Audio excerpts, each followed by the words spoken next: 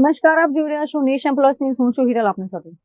વડોદરા મહાનગરપાલિકાની આગામી ચૂંટણીના પડઘમ વાગી રહ્યા છે, ત્યારે કોંગ્રેસે સત્તા પરિવર્તન માટે નવો દાવ ખેલ્યો છે. આ વખતે પાલિકામાં પરિવર્તન લાવવા માટે કોંગ્રેસે યુવાનો, પ્રબુદ્ધ નાગરિકો અને સામાજિક સંસ્થાઓને પોતાની સાથે જોડાવાનું ખુલ્લું આહવાન કર્યું છે. વડોદરા શહેરના રાજકારણમાં ગરમાવો આવ્યો છે. કોંગ્રેસ દ્વારા યુવાનોને જોડવાની ઝુંબેશ તેજ કરવામાં આવી છે.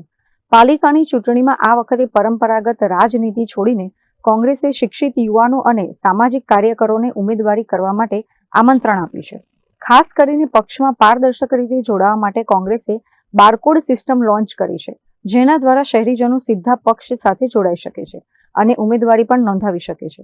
કોંગ્રેસના વડોદરા પ્રભારી બિમલ શાહે જણાવ્યું હતું કે વડોદરાની જનતા ભ્રષ્ટાચાર અને પાયાની સુવિધાઓના અભાવે ભાજપથી ત્રાસી ગઈ છે.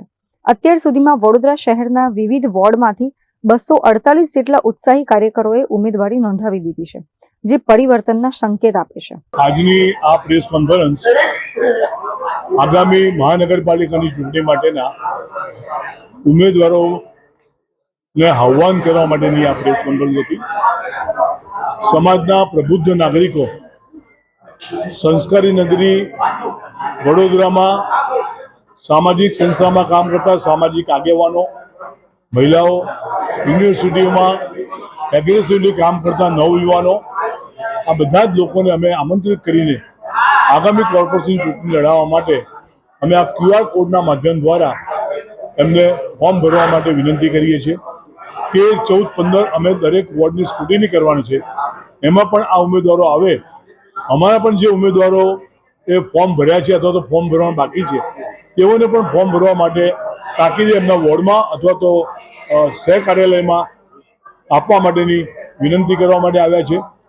અને આજનો આ વિશેષ આપને બધાને ખબર છે કે જે પ્રમાણેની સ્થિતિ વડોદરાની છે, એમાંથી વડોદરાને મુક્ત કરવા માટે જે ભ્રષ્ટાચારની વાત હોય, એ ખાડાઓની વાત હોય, એ ગટરની લાઈન અને પાણી લાઈન એક થઈ જવાની વાત હોય, ટ્રાફિકની સમસ્યા હોય, સ્કૂલની સમસ્યા હોય, આ બધા જ પ્રશ્નોને લઈને આ આગામી કોર્પોરેશનમાં આ ચૂંટણી અમે જીતવા માટે અમારી નગરપાલિકા મહાનગરપાલિકા બનવાની છે એ આશા સાથે અમે આગળ વધી રહ્યા છીએ.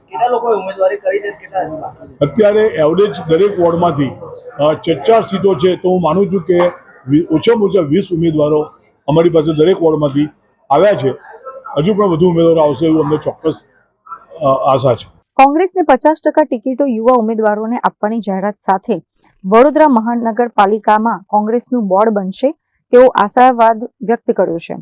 ત્યારે કોંગ્રેસનું આ ડિજિટલ અને યુવા કાર્ડ ભાજપના મજબૂત ગઢ ગણાતા વડોદરામાં કેટલું અસરકારક સાબિત થાય છે તે હવે જોવાનું રહેશે. કેમેરામેન નવનીત પરમાર સાથે Chirag Patel, nation plus news, Vadodara.